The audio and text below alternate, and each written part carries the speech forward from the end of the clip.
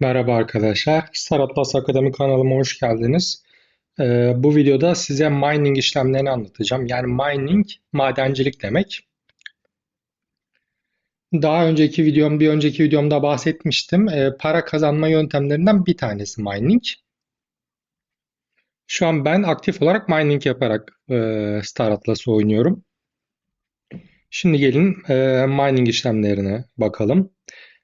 Bu arada kanalıma abone olup bu videoyu beğenirseniz sevinirim. Ayrıca %10 indirimli gemi alma linkimi de açıklamalara bırakıyorum.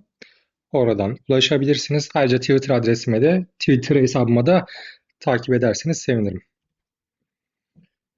Şimdi neredeyim ben? Oni CSS'te olduğumu kabul edelim.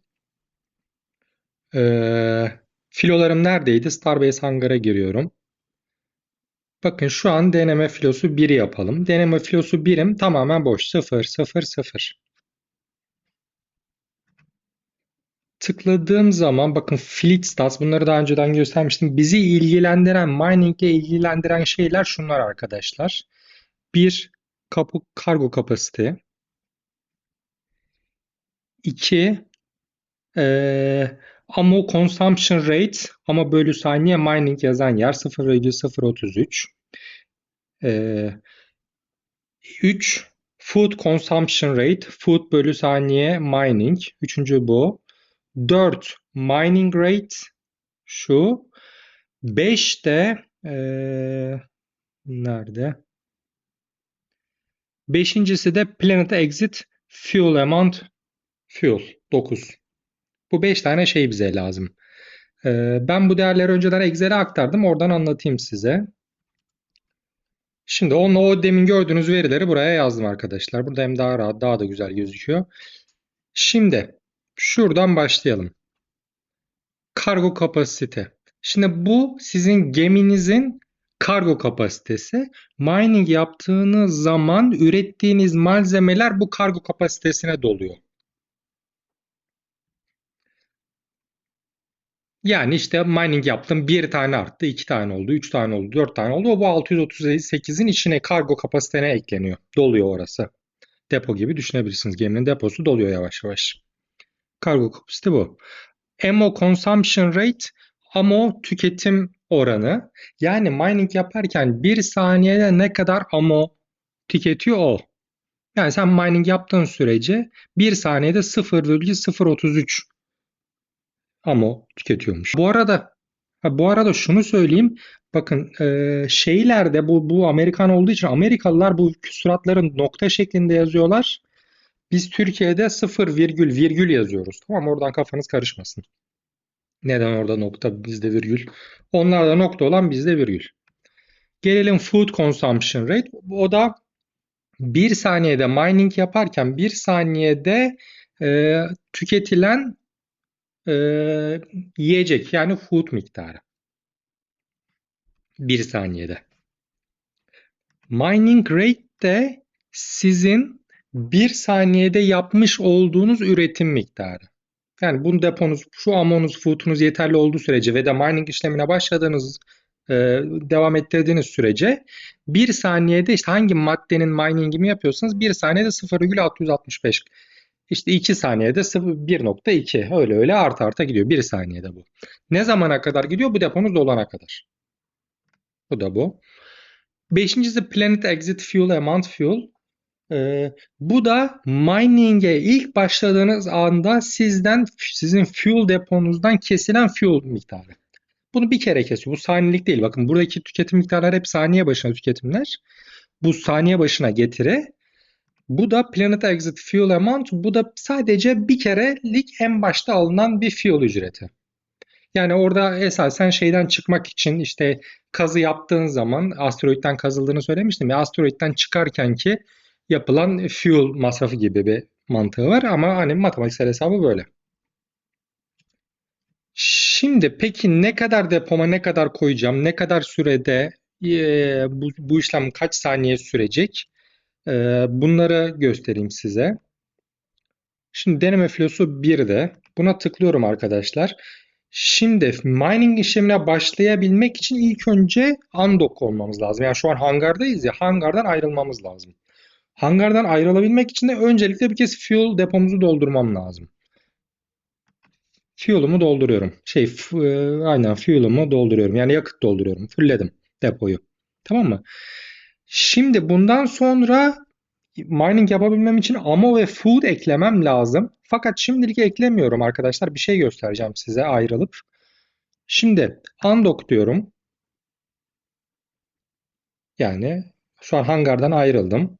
Undock olunca nereye geldi? Undocked Fleets'e gelecek. Evet geldi. Şimdi ondan sonra nereye giriyorum? Manage Fleet'e. Bakın hatırlarsanız Warp yaparken de buraya gelmiştim.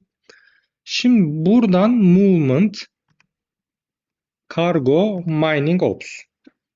Şimdi Movement bizim Warp için hareket ettirdiğimiz alan. Cargo benim kargomda ne var? Yani şurada kargoda ne var onu gördüğüm yer. Şurası da Mining ekranım benim. Şimdi bakın o demin gördüğüm istatistiklerin hepsini, mining ile ilgili olan istatistiklerin hepsini burada bir daha görebiliyorum. Bakın fuel cost to start mining 9. Bu. İşte ammo consumption per second. 1 saniyedeki ammo tüketimi 0,033. 1 saniyedeki food tüketimi 0,032. Mining rate şurada yazıyor. Mining rate per second. 1 saniyedeki mining tutarı 0,665. Planet exit fuel tüketimi o da 9. Tamam mı? Bu veriler de burada yazıyor. Şimdi hiçbir şey eklemediğim için burada benim henüz ne ammom var. Yani şey yapabilmem için, mining yapabilmem için ammom olması lazım. Food'um da olması lazım ya. Henüz koymadığım için normalde şurada mining'e başladı yazılmış. Aktif durumda olması lazım. Fakat ben henüz daha depoma hiçbir şey koymadığım için orası pasif. Şey yazıyor hatta İngilizce bilmiyorsanız şunu anlamayabilirsiniz. Insufficient food yani yetersiz food diyor burada. Yetersiz yiyecek. Şimdi benim bu ekrana gelmeye sebebim şuydu. Bakın diyor ki burada bu gezegende diyor hidrojen var diyor. Bu Oni CSS'te. Burada sadece hidrojen var diyor. Sen onun hidrojenini yapacaksın diyor. Senin mining rate'in bu. Şurası önemli şu 3 tanesi ama required to full. Yani fulllemek için 32 tane amoya ihtiyacım var. Tamam mı? Onu şuraya yazayım. Fulllemek için gereken amo. 32. Food required to full. Fulllemek için gereken food miktarı. Şunu kopyalıyorum. O da kaç taneymiş? 31. Bir de şu var time to full cargo. Kargoyu doldurmak için gereken süre. O da 16 dakikaymış.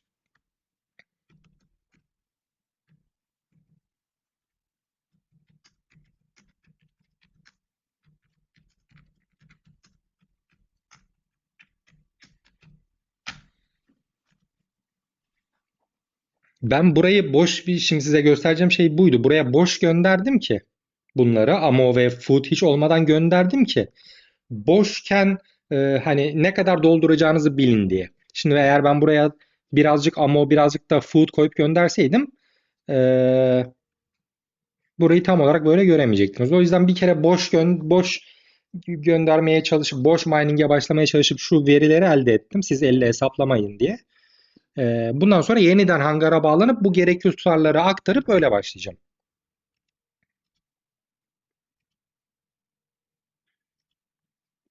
Tamam bunu direkt böyle elde ettik. Hani hesaplama yapmak istemiyorsanız diye. Şimdi ben bir de bunun hesaplamasını anlatacağım. Bunları nereden bulmuşlar diye. Şu Excel'de onu da göstereyim. Şimdi öncelikle 16 dakikayı nereden buldu? Nasıl? Çok basit. Zaten kargo kapasitem 638'de. Bu ürettiklerim sürekli benim kargomu dolduracak. 638 tane de yerim var. Benim üretim hızım ne kadar? 0,665. Demek ki 638 bölü 0,665. Buna bölersem 959 küsuratı önemli değil. 959 bu ne? Saniye. 959 saniyede benim depom boşsa eğer tamamının dolması bu kadar saniye sürecek. Peki bu kadar saniye kaç dakika yapar? Onu da şunu 60'a bölersek Bakın 15,9 küsur yuvarlamışlar 16 dakika olmuş. Tamam mı? Bunun yani mining yapma süresi 16 dakika. 16 dakika boyunca mining yaparsa kargom doluyor demek. Peki şu 32 ve 31'i nasıl hesaplamış? Onu da şöyle hesaplamış. Toplam 959 saniye boyunca çalışacak mining yapacak ya. Her bir saniyede şu kadar ama kullanacaksa eğer o zaman eşittir şu çarpı şu yaparsam onu da yuvarlamış 31. Bu neydi? Amo consumption 32 yani. Onu da şöyle tam sayıya yuvarlarsak 32 olur. Onlar da yuvarlamışlar. Peki bu amo yani depo boşken fullemek için gereken amo. Kargoyu fullemek için. Peki şey ne kadar? Food consumption'da o da şu çarpı bu yaparsak bakın o da 31. Bu da food için gereken süre. Ya ben bütün hesaplamaları göstermek istiyorum. Hani ilginizi çekmiyorsa buraları atlayabilirsiniz. Direkt şöyle de ben kısa yoldan bunu nasıl öğrenebilirsiniz onu da gösterdim size. Hangisini istiyorsanız öyle öğrenin. Ama bunları bilmeniz lazım. Şimdi burada mevzu şu. Şimdi bir daha şey yapayım. Şuradan çıkayım. Bu mevzu, burası şunu anlatacağım şey önemli. Hmm. Buradan bağlanıyorum şimdi yeniden hangara ki şimdi buradan dolduramam. Doldurabilmek için depom boş gelmiştim ya bu bu hangardan boş ayrılmıştım. Şimdi yeniden hangara bağlandım. Deneme filosu 1. Fuel'um dolu. Şimdi burada mevzu şu arkadaşlar. Şimdi fuel'un ayrı yeri var. Ammo'nun da ayrı yeri var. Fakat kargonun bundan başka işte food'un ayrı yeri yok. Şimdi biz ammo'yu buraya fullleyeceğiz. Eyvallah. Fakat food'u da buraya ekleyeceğim. Çünkü food'u koyacağım başka bir yer yok. Food'u buraya eklediğim zaman da benim kargo kapasitemin bir kısmını kullanmış olacağım. Tamam mı? Dolayısıyla kargo kısmının bir kısmı dolulacağı zaman o zaman mining yaptığım zaman benim o hidrojen ekleyeceğiz ya, hidrojen mining yapacağız ya, koyabileceğim kapasite azalmış olacak buraya food koyacağım için. O yüzden AMO'da sıkıntı yok. Bunu full mining'e sokarken fullleyebilirsiniz AMO'yu sıkıntı yok ama food için sadece yetecek kadar, fulllemek için yetecek kadar food koymanız lazım buraya. Anlatabiliyor muyum? Yani benim fulllemek için 32 amoya ihtiyacım var. Fulllemek için 31 food'a ihtiyacım var ya. Ben gidip de 31 değil de kardeşim bu food'u 100 eklersem diyelim 200 ben eklemek istiyorum. 200 eklersem yaptığım mining sonucu ürettiğim malzemeleri ekleyeceğim. Kargo kapasitem az kalacak. O zaman da daha az kaldığı için de bu artık 16 dakikada değil de işte atıyorum 10 dakikada dolacak belki. İstediğin kadar da malzeme üretemeyeceksin. Dolayısıyla amoda problem yok. Amoyu fullleyin. Ama food'u eklemeniz için food'u ne kadar şeyse şurada kaç şeyse o kadar. 31 ise 31. Yapalım bakalım arkadaşlar. Şimdi full rearm dersem amoyu dolduracağım. Amoyu doldurun önemli değil. Çünkü amonun ayrı ayrı bölmesi var. Food'un yok ama. Bakın food da dolduracağım. Buradan doldurabiliyorum food'u. Food'u doldurmak için food'u ne kadar gerekiyordu? 31. Şuraya 31 diyorum. Ve sadece food'um yokmuş arkadaşlar. Food'u aldım geldim. Videoyu da durdurmuştum. Tamam devam edebiliriz. 31 tane food ekleyeceğim. Bakın ne fazla ekleyeceğim ne az ekleyeceğim tamam mı? Maksimum 31 tane olduğu için bu food önemli. Ama istediğin kadar ekle. Transfer diyorum. Food ekledik. Evet buraya geldi. Stored in cargo. Food 31. Tamam. Şimdi bakın ne oldu? Bir daha hangara geleyim. Bakın ne oldu? Bunu zaten en başta doldurmuştum fuel'umu. Ama fullledim. Food da sadece bana yeterli olacak yani depomun tamamının dolması için gerekli olan 31 taneyi ekledim buraya. Ondan sonra devam edelim. Bu sefer şimdi artık mining'e başlayacağım. Undock diyorum. Şimdi hangardan yeniden ayrılıyorum. Demin gösterme amacıyla hangardan ayrılmıştım arkadaşlar. Boş ayrıldım demin. Şimdi dolu ayrılıyorum. Undocked fleets. Tamam. Bakın hala Oni CSS'teyim bu arada. Yani başka bir sektöre transfer gitmedim yani. Burada hidrojen var. Bakın şurada minings'te bu sektörde ONICS'te sadece hidrojen var. Şu resource'la hardness ve richness'a takılmayın. Onu anlatacağım bu videonun sonuna doğru. Tamam, şimdi Undock'ta geldim. Undock'tayım. Manage Fleet diyorum. Şu Mining Ops'a giriyorum. Bakın. Tamam. Bakın şimdi mevzu biraz şey oldu. Bakın aynı veriler aynı fakat bu sefer o kargo kapasitem vardı ya, kaçtı kargo kapasitem, şuradaydı. 638'di ya. 638'den fullemek için food 31 olunca bana ne kadar yarım kaldı? 638 eksi 31 607. Bakın gördünüz mü? 607 yerim kaldı.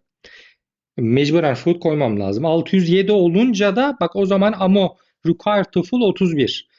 Food required to full 30. Yani aslında bir tane food sanki fazla 30 koysam da yeterliymiş. Bu sefer sürem de 15 dakika 13 saniye düşüyor. Kafanızı karıştırmasın. Bunlar çok ayrı küçük detay yani. O food eklediğim için kargon biraz dolmuş oldu. Dolayısıyla süreler biraz kısaldı.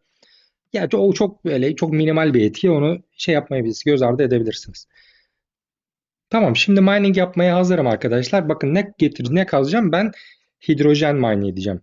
Çünkü bu Oni CSS'te sadece hidrojen var. Henüz başka bir şey yok. O da zaten burada hidrojen diye yazıyor. Şimdi initiate mining, yani mining'i başlat demek. Buna bastığım anda mining işlemi başlayacak. Evet, bakın bu started mining. Mining işlem başladı. Ne yazıyor? This flood is currently mining. Yani bu filo şu an mining işlemine başladı diyor. Dönüyor şu. Bakın burada söyleyeceğim şu istatistikleri söylemiştim zaten. Hidrojen. Time elapsed, geçen süre. Mining için geçen süre 24 saniye geçmiş. 25, 26 birer birer artıyor. Amount mined da şu an kazmaya başladım. 20, 21, 22 böyle böyle arta gidecek bu. Tamam. Bu kadar basit mining'de. Böyle gidecek.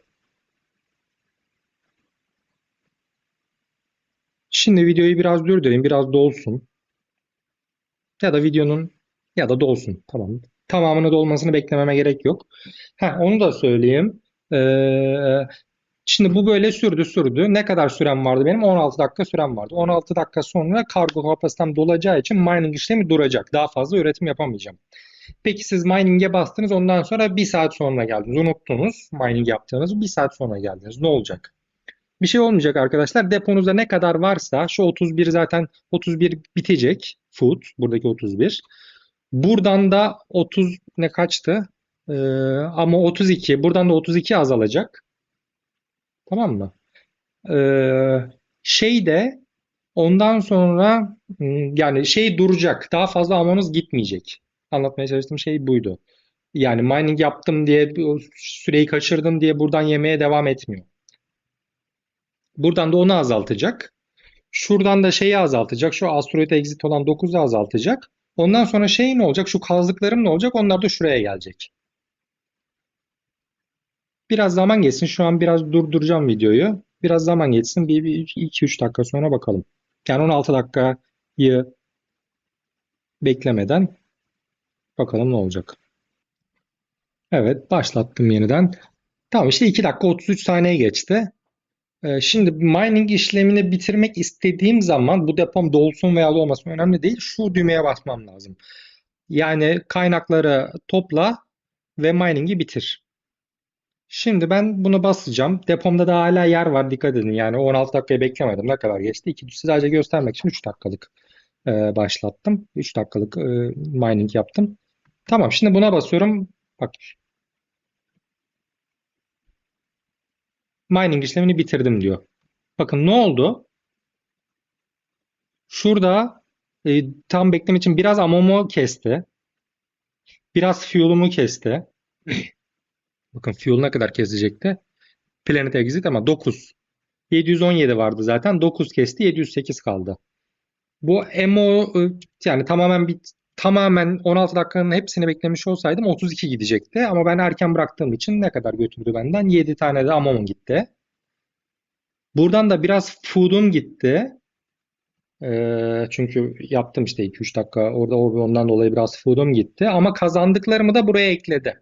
O hidrojeni. Bakın onu da nerede göreceğim? Şu kargoya tıkladığım zaman bakın gördünüz mü? Food'um. 25 tane kalmış. Ben kaç tane eklemiştim? 31 tane eklemiştim. Yanlış hatırlamıyorsam. 31 tane eklemiştim. 6 tane de food'um gitti. harcandı. Ama bakın 121 tane artık hidrojenim var. Bazen burası gözükmeyebiliyor arkadaşlar. Şurada refresh düğmesine basarsanız onu günceller.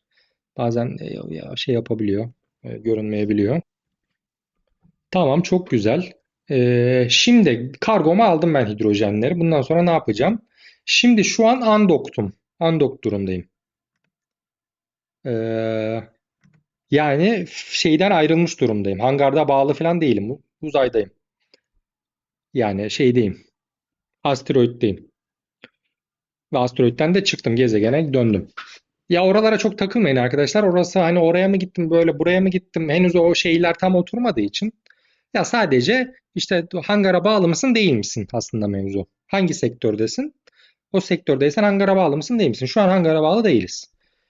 Mining yapabilmem için hangardan ayrılmış olmam lazım. Şimdi ne yapacağım? Bunu artık şeye götüreceğim. Bunu Starbase'deki depoma götüreceğim. Bu hidrojenleri. Onu da yapmak için hangara bağlanmam lazım. Bunları anlatmıştım önceki videolarda. Hangara bağlamak için dock'a basıyorum. Şimdi hangara bağlandım. Hangara bağlandığım için artık burada görebiliyorum. Deneme filosu 1. Bakın geldi. Burada. Hidrojeni de şurada göreceğim. Şimdi bağlandım. Boşaltmak için ne yapacağım? Onu Starbase'imin şeyine, gemiden Starbase'deki depoya aktarmak için.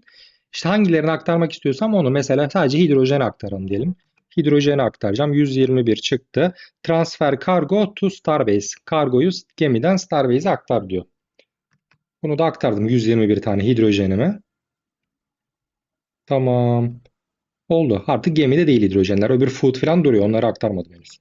Onu da o zaman nerede göreceğim aktarınca. Şimdi My Inventory'e geldiğim zaman da bakın hidrojen 201. Gördünüz mü? Bu kadar basit.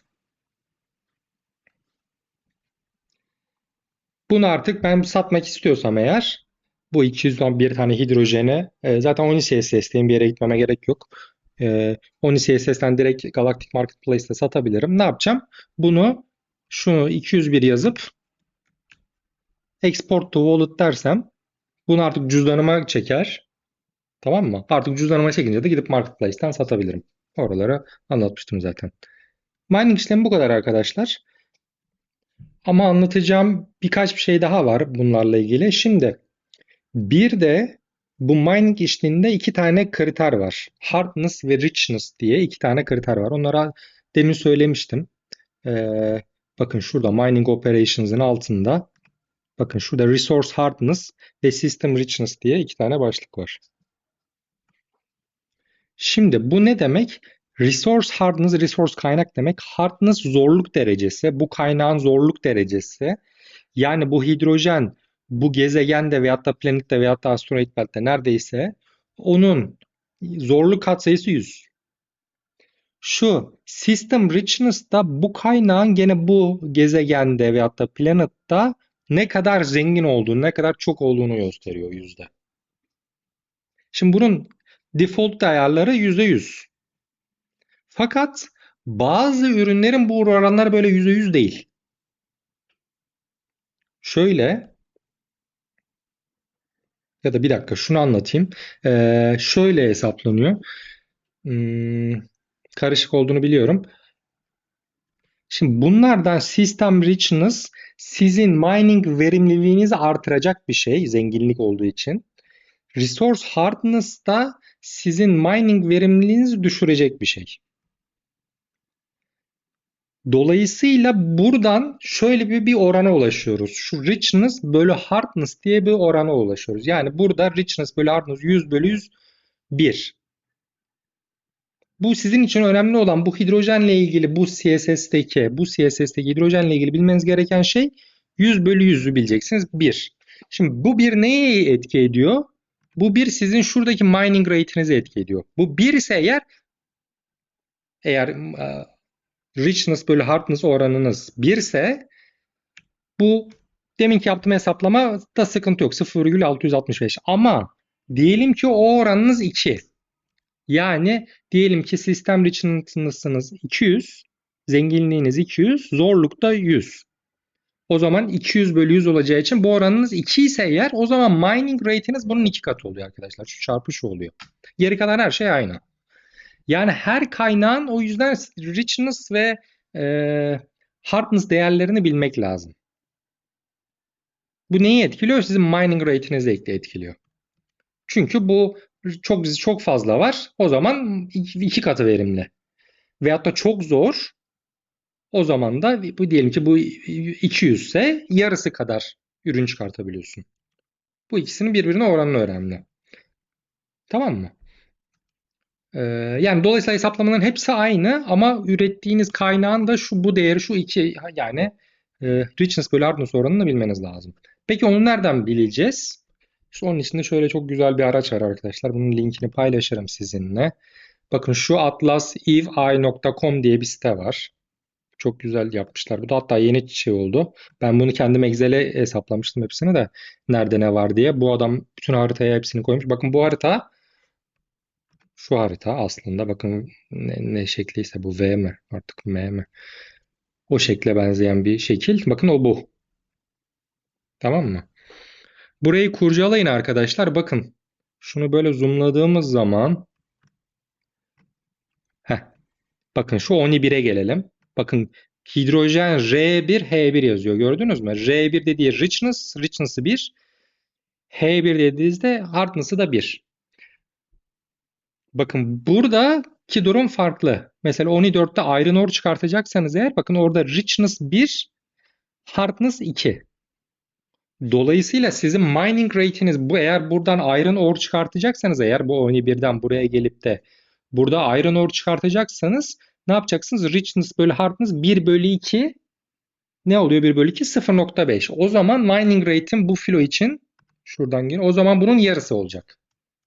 O zaman eşittir şu bölü şu. 0,3325. Tamam mı? Bu da böyle bir şey.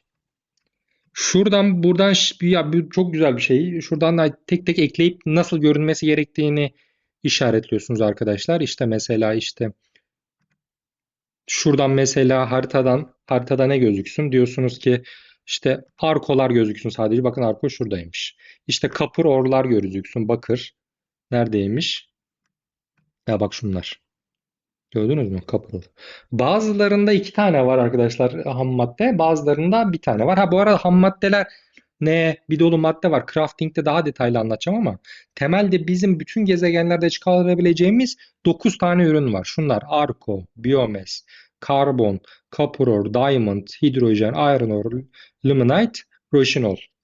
Tamam mı? Hepsinde 9 tane var. Hepsinden 9 tane var. Hepsi dağılmış. Bazı sektörlerde 2 tane var. Bakın şu copper ore'u şunu kaldırayım. Bakın bazılarında 2 tane var. Mesela şurada bakın. Şunda hidrojen de var, karbon da var. Hidrojenin oranları bu richness'ı 1,5, hardness'ı 1. Karbonun da richness'ı 1,5, hardness'ı 1. Bazılarında 2 tane var, bazılarında bir tane var. Onları üzerine yazmışlar arkadaşlar güzel güzel. Çok güzel olmuş bu. Şuna tıkladığınız zaman da şeyleri buluyorsunuz. Bir de şunu nasıl yapacağız? Heh. Şimdi arkadaşlar bakın şu mavi olanlar gözüküyor. Mavi olanlar neydi? Oni faction'ı. Kırmızı olanlar o da şöyle biraz daha yakınlaştırayım. Kırmızı olanlar mat ırkı. Sarı olanlar da ustur ırkı. Tamam mı? Şimdi bu 9 tane kaynaktan her bir faction'ın bir tane de özel kaynağı var. Bunu Craft'ta gene bir daha anlatırım da. Bak mesela şeyinki Arko. Arko sadece burada var. Bu Ustur sadece çıkartabiliyor bu Arko'yu. Ben çıkartamıyorum. Benimki de Oni olarak benimki de Roshinol. Bakın o da sadece burada. Orada şu niye gitti? Şunu işaretleyince içindeki gidiyormuş. Tamam. Benimki de Roshinol. Şu Merez 36'da. Bakın uzakta hep bunlar. Bu sadece bu faction'a özel bir ürün. Roshinol sadece burada var. Bu Arko sadece burada var. Diamond da sadece burada var. O da bunun. Şu ırkın. Ve hepsi uzakta yani. Çünkü bu adamınki bu. Bu ta Bunun şeyi mat 1 şurası. CSS burada. Tabunun buraya kadar gidip alıp geri buraya getirmesi lazım. Yani bunu alıp bu adam buradan buna götüremiyor. Gerçi o da bayağı uzun da. Bunu aldıysa eğer bu adam geri dönecek. Ben mesela birkaç kere gittim aldım ama çok zor yani o. Çok piyasada da çok değerli değil şu an ama ileride tabii ne olur bilinmez. Şuradan alıp ta şuraya kadar götüreceksin. Bunu buraya kadar geri getireceksin. Şimdi buraya gidebilmek için gemilerin büyük olması lazım. Kargo kapasitesinin büyük olması lazım. Çünkü fuel gerekiyor. Buradan buraya gitmek için bayağı bir fuel gerekiyor. Neyse bunları anlatırız ileride gene. Bu harita açılmışken onlardan da deneyeyim ama asıl söylemeye çalıştığım şey şu şeyler çok önemli. Hangi kaynak nerede ve richness ve hardness değerleri bunlar. Benim size tavsiyem ilk başta sadece şey yapın. Hangi ırktaysanız zaten CSS'te hep hidrojen var. Bakın bu Oni 1'de de hidrojen var. Ustur 1'de de hidrojen var. Hangisiyseniz. Öbür şeyde de hidrojen var. Mat 1 orada hidrojen var. Karışık geldiğinin farkındayım. Bana da ilk başta çok karışık gelmişti. O zamanla alışıyorsunuz. O kadar zor değil. Ee, buraları kurcalayın. Bakın bu ekrana nasıl geldim? Şuradan data display şuna tıkladım. Şurada da işte neyin ne kadar gözükmesini istiyorsanız buralarla oynarsınız. İşte mesela işte resource'a tıkladığın zaman hangi resource olduğu çıkıyor. Şu label'a tıklayıp ha bak şu resource o şey buradan geliyor. Bakın şu resource'a tıkladığım zaman o richness ve hardness zorluk ve zenginlik değerleri gözüküyor. Arkadaşlar bakayım başka aklıma gelen. Şunu söyleyeyim ben sadece şu an mining yapıyorum. O bir scanning'tir başka şeyleri yapmıyorum. Biraz zaman da gerekiyor. Aslında böyle gezmek lazım. Oradan onu al, oradan onu al, bunu oradan bunu götür. Ne kadar çok zaman ayırırsanız o kadar çok kazancınız olur. Ee, tabii hesap kitap yapmanız lazım. Hesap kitap olmadan olmaz. Bunu bir daha tekrar ediyorum. Muhtemelen şu an ya of bununla kim uğraşacak diye düşünüyorsunuz ama arkadaşlar buna şey gözüyle bakın. Yeni bir iş kolu, yeni bir iş öğreniyorsunuz gibi düşünün. Şimdi daha önce anlatmıştım. Yeni bir iş kuracağınız zaman ya bakkal kurarken bile bir hesabınızı kitabını yapıyorsunuz. Herkes yapıyor yani bunu. Burada da yapmanız lazım. Bu öyle basit bir şey değil. Çünkü öyle basit bir oyun olsaydı bu arkadaşlar çok basit olsa o zaman inanılmaz satış baskısı yerdi coin'e. Çünkü herkes o zaman coin'i çok kolay kazanırdı. Çok kolay olursa da eğer çok kolay kazanılan şey kolayca harcanır. O zaman da coin'in bir değeri olmaz. Ama şimdi öyle olmayacak. Çok zor emek harcayarak bir şeye ulaştığın için onu eğer insanlar hemen satmayacaklar. Dolayısıyla fiyat istikrarını sağlayabilmek için böyle bir oyun gerçek hayata yakın bir oyun olması lazım. Benim zaten bunu ilk videomda anlattım bu oyunu. Bu kadar çok şey yapmamın sebebi, sevmemin, beğenmemin ve gelecekte çok parlak bir oyun olacağını düşünmemin sebebi bu. Bu kadar kolay olmayacak yani. Kolay olsa herkes yapar. Siz ama iyi olay şeyinizi kolaylaştırmak için ben bu videoları çekiyorum. E, daha kolayca bu süreci öğrenebilmeniz için. Ben bunların hepsini deneme yanılma yaparak öğrendim. Yani bize kimse anlatmadı bunları. Neyse videoyu artık daha fazla uzatmanın anlamı yok.